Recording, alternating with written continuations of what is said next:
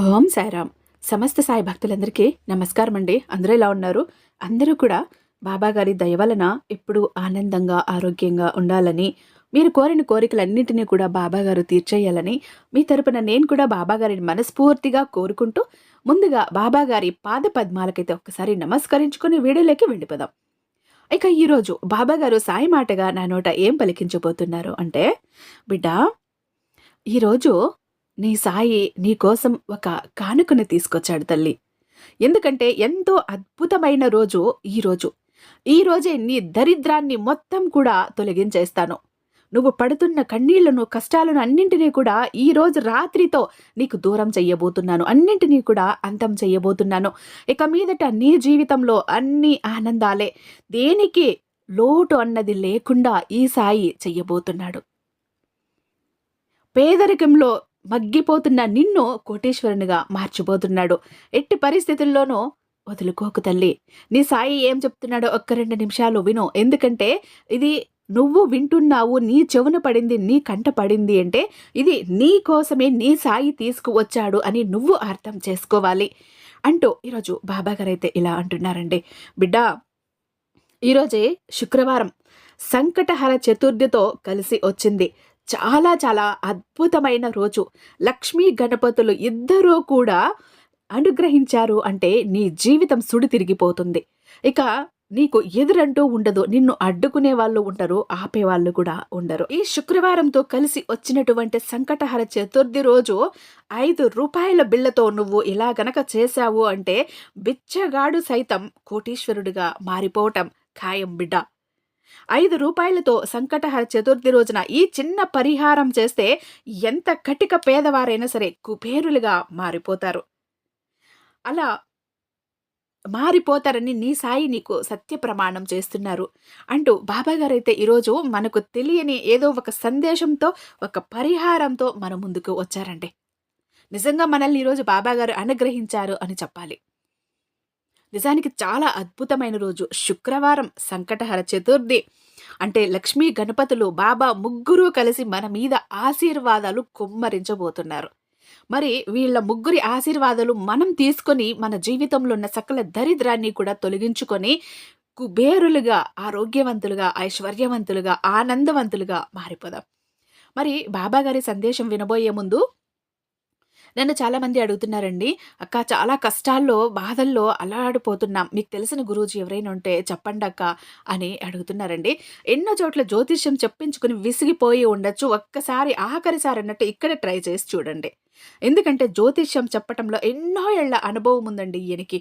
కేవలం పూజల ద్వారానే మీ సమస్త సమస్యలకి చెక్ పెట్టేస్తారు. శ్రీ సాయిబాబా ఆశీస్సులతో జ్యోతిష్యం చెప్తారండి. ఉన్నది ఉన్నట్టుగా చెప్తారు గురూజీ సీతారామరాజు గారు.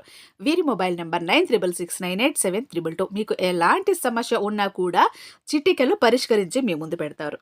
ప్రేమ, పెళ్లి, ఉద్యోగం, రాజకీయం, విదేశీ ప్రయాణం, ధనం నిలకడగా లేకపోవటం, భార్యాభర్తల మధ్య గొడవలు, ఆస్తి తగాదాలు, అప్పుల బాధలు, స్త్రీ పురుషులకు ఎటువంటి గుప్త సమస్యలు ఉన్నా వశీకరణ స్పెషలిస్ట్ అని చెప్పొచ్చు. వ్యసనాలకు బానిసలయ్యి అందులో నుంచి బయటపడలేక కొట్టుమిట్టాడుతూ ఉంటారు కొంతమంది. అలాంటి వాళ్ళని కూడా జబ్బ పట్టుకొని మరి బయటకు లాక్కొస్తారండి. మీ మీద, మీ ఇంటి మీద ఏదైనా చెడు ప్రయోగం జరిగిందని మీకు అనిపిస్తే కూడా అలాంటి వాటన్నిటిని కూడా దూరం చేస్తారు. నమ్మకంతో ఇక్కడ స్క్రీన్ మీద కనపడుతున్నటువంటి నెంబర్కి ఒక్కసారి కాల్ ట్రై చేసి చూడండి. మీ హ్యాపీనెస్ ని మీరే నాతో షేర్ చేసుకుంటారు. బాబా గారి సందేశం వినబోయే ముందు ఒక చిన్న రిక్వెస్ట్ అండి. మన వీడియోకి ఒక చిన్న లైక్ ఇచ్చి వీడియో చూడటం మొదలు పెట్టండి. మీ లైక్ అన్నది నాకు ఎంతో అమూల్యం. అలాగే వీడియో ఎక్కడ స్కిప్ చేయకుండా, మిస్ చేయకుండా చివరి దాకా చూడండి. నచ్చినట్లయితే మీ ఫ్రెండ్స్కి, ఫ్యామిలీ మెంబర్స్కి, సాయి భక్తులకి తప్పకుండా షేర్ చేయండి. మన ఛానల్ని ఫస్ట్ టైం చూస్తున్నట్లయితే మీ సపోర్టుని నాకు అందివ్వండి సబ్స్క్రైబ్ చేసుకొని. ఇక బాబా గారైతే ఈరోజు ఇలా అంటున్నారండి. బిడ్డ, నీ కన్నీళ్ళకి, కష్టాలకి, నీ దరిద్రానికి, నీ జీవితంలో ఏవైతే ఉన్నాయో వాటన్నింటినీ కూడా ఈ రోజుతో నీ నుంచి తరిమి కొట్టబోతున్నాను. నీ నుంచి దూరం చెయ్యబోతున్నాను. ఇక మీదట నీ జీవితంలో అన్ని ఆనందాలే, అన్ని సంతోషాలే, అన్ని పండుగలే. ప్రతిరోజు ఒక పండుగలాగా ఇక మీదట నువ్వు జీవించబోతున్నావు. అలాంటి కానుకను, అలాంటి వరాన్ని ఈ సంకటహర చతుర్థి రోజున ఈ సాయి నీకోసం తీసుకొచ్చాడు తల్లి. కాదనకుండా అందుకో. అందుకున్నావు అంటే నీ జన్మ ధన్యమైపోతుంది. బిడ్డ, ఈరోజు శుక్రవారంతో కలిసి సంకటహర చతుర్థి వచ్చింది. ఎంత సుదినం అంటే, ఎంత అద్భుతమైన దినము అంటే, నీ జీవితాన్ని సుడి తిప్పగలిగిన రోజు. ఈ రోజున నువ్వు ఒక చిన్న పరిహారం గనక చేసుకున్నావంటే నీ జీవితమే మారిపోతుంది. ఈ పరిహారం నువ్వు గనక చేశావు అంటే లక్ష్మీదేవి అనుగ్రహం నీపై పుష్కలంగా ఉంటుంది. నన్ను ఎప్పుడూ కూడా ఒక మాట అడుగుతూ ఉన్నావు కదా తల్లి, బాబా మా ఇంట్లో అందరము పని చేస్తున్నాం, కానీ ఒక్క రూపాయి కూడా ఇంట్లో మిగలకుండా ఖర్చయిపోతూ ఉంది. ఒకరు సంపాదించిన దాన్ని ఖర్చు పెట్టి ఇంకొకరు సంపాదించిన డబ్బుని పొదుపు చేసుకోవాలని, కూడబెట్టుకోవాలని ఎంతో ప్రయత్నిస్తున్నాను తండ్రి. కానీ అలా అస్సలు కుదరదు. కుటుంబ సభ్యులు కూడా అందరూ కష్టపడి పనిచేసి డబ్బులు సంపాదించి ఏదో ఒకటి కొనాలని, ఆర్థిక పరంగా వృద్ధి చెందాలని ఆశపడుతూనే ఉన్నాం. కానీ కొన్ని కారణాల వల్ల ఆ డబ్బు ఖర్చయిపోతూనే ఉంది తండ్రి. ఎంత ప్రయత్నించినా కూడా ఆ డబ్బును నిలబెట్టుకోవటం మా చేత కావటం లేదు. కొన్నిసార్లు అవసరానికి డబ్బు ఖర్చు చేస్తే, మరికొన్నిసార్లు మాకు తెలియకుండానే డబ్బును అనవసరంగా ఖర్చు చేస్తూ ఉన్నాము తండ్రి. సరిగ్గా చేతి నిండా డబ్బులు ఉన్నాయి, ఏదో ఒకటి కొనవచ్చు అని అనుకునే లోపు ఎవరో ఒకరికి అనారోగ్య సమస్య రావటం, ఇక ఆ డబ్బు కాస్త ఖర్చయిపోవటం జరిగిపోతుంది. ఇలా ఇంట్లో ఎంతమంది కష్టపడ్డా డబ్బు నిలవటం లేదు. ఏం చెయ్యాలి బాబా అంటూ అడుగుతున్నావు కదా తల్లి. బిడ్డా, ఎంత కష్టపడ్డా, ఎంత ప్రయత్నించినా ఇంట్లో డబ్బు నిలవటం లేదా? అయితే దానికి ప్రధాన కారణం జనాల ఏడుపు తల్లి, నరదృష్టి, నరఘోష. నీ చుట్టుపక్కల వారు, నీ బంధువులు నీ ఎదుగుదలను చూసి ఓర్వలేకపోవటం. దీనివల్లనే మీపై వారి చెడు ప్రభావం పడుతుంది. దీనికి కారణంగా మీరు మీ జీవితంలో పైకి ఎదగలేకపోతారు.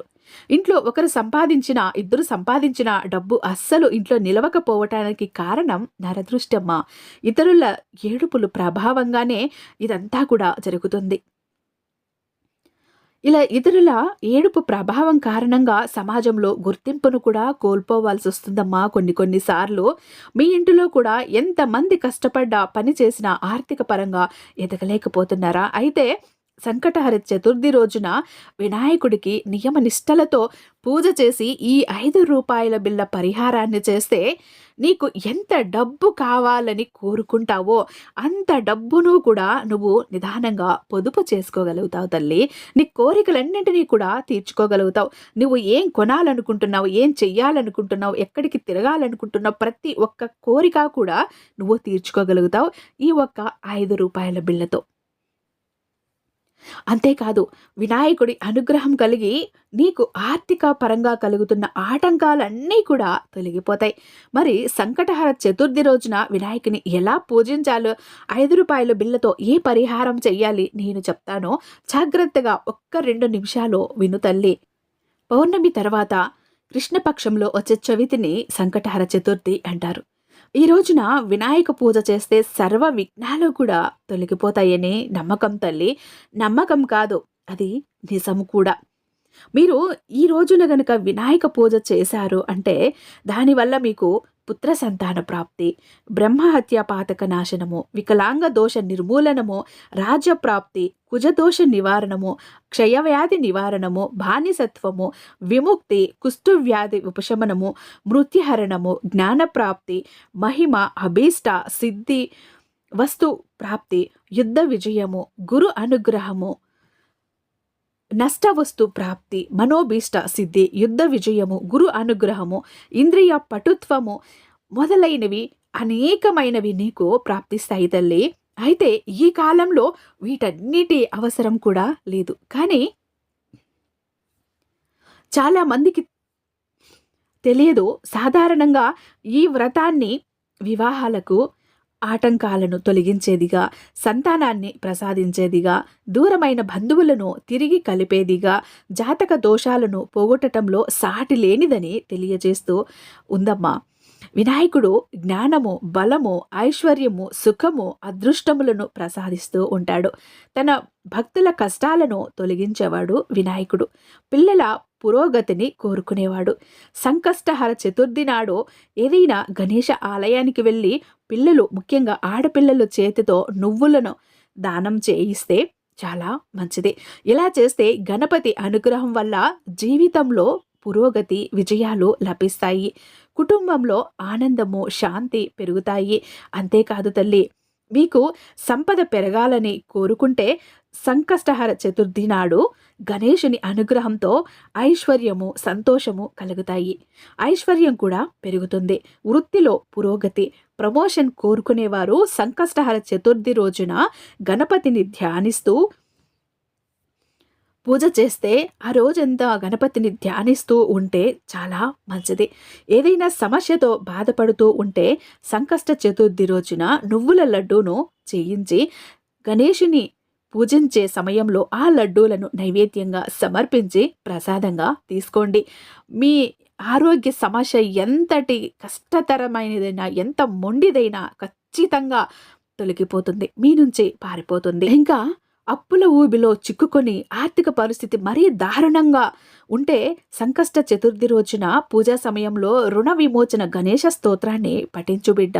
ఇంకా ఏదైనా సమస్య మిమ్మల్ని చుట్టిముట్టినట్లయితే దాని నుండి బయటపడటానికి సంకష్ట చతుర్థి రోజున ఉపవాసం ఉంటూ కష్టాలన్నీ కూడా తొలగిపోతాయి. సంకష్టహర చతుర్థి అంటే గణపతికి ఎంతో ఇష్టం. ఈరోజు గణపతిని ఆరాధించటం వలన సంకటాలన్నీ కూడా తొలగిపోతాయి బిడ్డ. ఆటంకాలు కూడా తొలగిపోతాయి, కష్టాలు పోతాయి. ఈ సంకటహర చతుర్థి అన్న పేరులోనే ఉంది కదా, సంకటాలను హరించే చతుర్థి అని. కనుక ఈరోజు భక్తితో గణపతిని పూజిస్తే ఎలాంటి కష్టాలైనా సరే తొలగిపోతాయి. బ్రహ్మదేవునికి మొదట సృష్టి చేసేటప్పుడు అనేక ఆటంకాలు ఏర్పడ్డాయట. అసలు సృష్టి ఎలా చెయ్యాలో బ్రహ్మకు తెలియలేదు, అర్థం కాలేదు. దాంతో బ్రహ్మ ముక్కు పెట్టాల్సిన చోట చెవి, చెవి పెట్టాల్సిన చోట ముక్కు, ఇలా పెట్టేవాడు. బ్రహ్మ సృష్టి ప్రారంభమైన 1000 సంవత్సరాల వరకు కూడా సృష్టిలో ఆటంకాలు ఎదురయ్యాయి. అప్పుడు బ్రహ్మ తపస్సు చేశాడు. అలా 1000 సంవత్సరాలు బ్రహ్మ తపస్సు చెయ్యగా ఒక్కసారిగా వక్రతుండ గణపతి ఒక కృష్ణపక్ష చతుర్దశి రోజున కనిపించాడు. ఆ గణపతి బ్రహ్మ సృష్టిలో ఏర్పడిన వక్రాలను తొలగించాడు. అందుకే ఆయనకు వక్రతుండ గణపతి అని పేరు వచ్చింది. గణపతి ఆది నుండి కూడా ఉన్న దేవుడు. బ్రహ్మదేవుడు అంతటి వాడి ఆటంకాలనే తొలగించిన గణపతికి నీ ఇబ్బందులో ఒక లెక్క తల్లి కాదు కదా.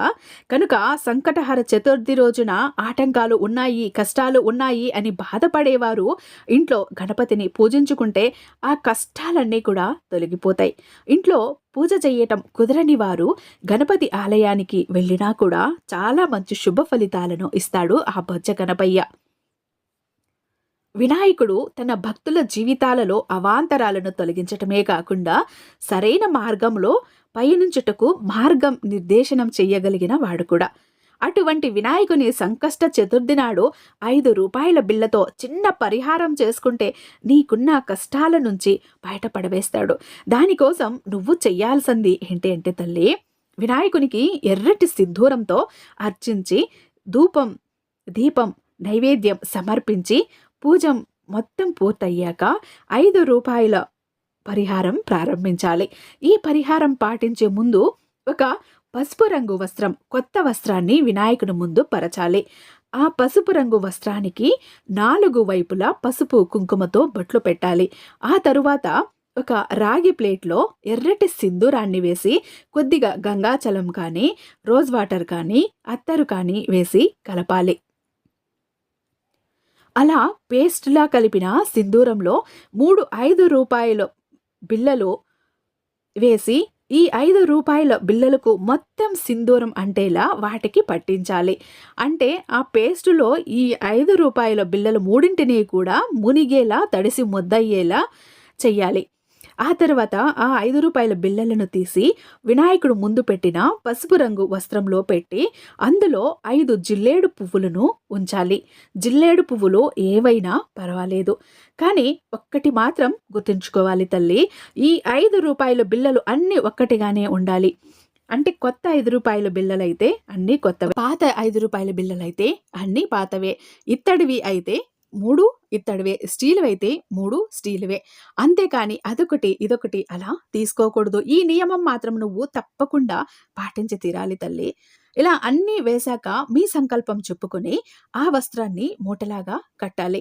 ఉద్యోగం కోసమైతే ఉద్యోగం అని, డబ్బు కోసం అయితే డబ్బు కోసమని, ఆరోగ్యం కోసమైతే ఆరోగ్యం కావాలని, మంచి పెళ్లి సంబంధాల కోసం అయితే సంబంధం కోసమని, ఇలా మీ సంకల్పం ఏదైతే ఉందో దాన్ని చెప్పుకొని మూటలాగా కట్టి ఆ మూటకు ధూపం చూపించాలి. కానీ తల్లి, నువ్వు ఈ పరిహారం చేస్తున్నట్లు ఎవ్వరితోనూ చెప్పకు. అంటే నీ బంధువులు, నీ స్నేహితులతో, నీ ఇరుగు పొరుగు ఎవ్వరితోనూ చెప్పకుండా రహస్యంగా చేస్తేనే ఫలితం వస్తుందని గుర్తుపెట్టుకో. ఈ పరిహారం చెయ్యటం వల్ల ఎదుటివారి దృష్టి, కను దృష్టి, చెడు దృష్టి, ఏడుపుల ప్రభావం నీ మీద చూపించదు. ఈ పరిహారం చెయ్యటం వల్ల ఇతరుల ఏడుపులు మీపై ఎటువంటి ప్రభావాన్ని కూడా చూపించవు. పసుపు రంగు క్లాత్‌లో, అంటే పసుపు రంగు వస్త్రంలో అన్నీ వేసి సంకల్పం చెప్పుకున్న తర్వాత ఆ క్లాత్ కట్టి దానికి ధూపం చూపించాలి. అలా మూట కట్టిన ఆ పసుపు రంగు వస్త్రాన్ని ధూపం చూపించి మీ చేతిలో పట్టుకొని మీకున్న సమస్యలు చెప్పుకోండి. బ్యాంకు లోన్ ఉన్నట్టయితే అది చెప్పుకోండి. అవి త్వరగా తీరిపోవాలని కోరుకోండి. రావాల్సిన వాళ్ళ నుంచి డబ్బు రాకపోయినా వాళ్ళ నుంచి డబ్బు వచ్చే విధంగా కోరుకోండి. అప్పులు తీర్చలేకపోతున్నా ఈ పరిహారాన్ని చేసుకోవచ్చు. అలాగే మీరు ఏదైనా ఉద్యోగ ప్రయత్నంలో ఉన్న, మంచి సంబంధాలు రాకపోయినా సరే ఈ ప్రయత్నాన్ని చేసుకోవచ్చు. అంతేకాదు తల్లి, సంపాదించిన డబ్బు చేతిలో నిలవకపోయినా నెల చివరి వచ్చేసరికి చేతిలో ఒక్క రూపాయి కూడా మిగలటం లేదని బాధపడే వారందరూ కూడా ఈ పరిహారాన్ని తప్పకుండా చేసుకోవచ్చు.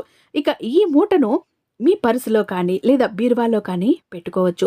ఒకవేళ మీ ఆదాయం రెట్టింపు అవటం లేదని బాధపడేవారు, మీ ఈ పరిస్థితిలో ఉన్నవాళ్ళు ఈ మూటను మీ పర్సులో పెట్టుకోవచ్చు. లేదా ఇంటిలో డబ్బు నిలబడటం లేదు అనుకునేవారు ఈ మూటను మీరు డబ్బులు దాచే చోట పెట్టుకోవచ్చు. మీ బీరువాలో కానీ, అల్మారాలో కానీ, లాకర్లో కానీ ఇలా పెట్టుకోవటం వల్ల మీ ఆదాయం పెరుగుతుంది. నెమ్మదిగా సమస్యలు తీరిపోతాయి. మళ్ళీ ఈ మూటను వచ్చే సంకటహర చతుర్థి నాడు మారిస్తే సరిపోతుంది. వచ్చే సంకటహర చతుర్థి నాడు ఈ మూటను విప్పి రూ. 5 బిళ్ళలను కుదిరితే వినాయకుని గుడిలో హుండీలో వెయ్యండి. లేకపోతే ఏదైనా గుడిలో హుండీలో వెయ్యండి. లేదా వాటిని మీ ఇంట్లోని ఒక డబ్బాలో పెట్టి ఖర్చు చెయ్యకుండా మీరు డబ్బు పెట్టే చోట అలా పెట్టుకోండి. మీ ఇంటిలో ఒక పక్కన పెట్టుకోవచ్చు. ఈ పరిహారం చెయ్యటం వల్ల మీ ఆర్థిక పరిస్థితి మెరుగుపడితే మళ్ళీ ఈ పరిహారాన్ని నువ్వు తప్పకుండా చేసుకో బిడ్డ. విశ్వాసంతో చెయ్యి. అలాగే పరిహారానికి ఉపయోగించిన పసుపు రంగు మరియు పువ్వులను ఏదైనా చెట్టు మొదట్లో పడవేసేయండి.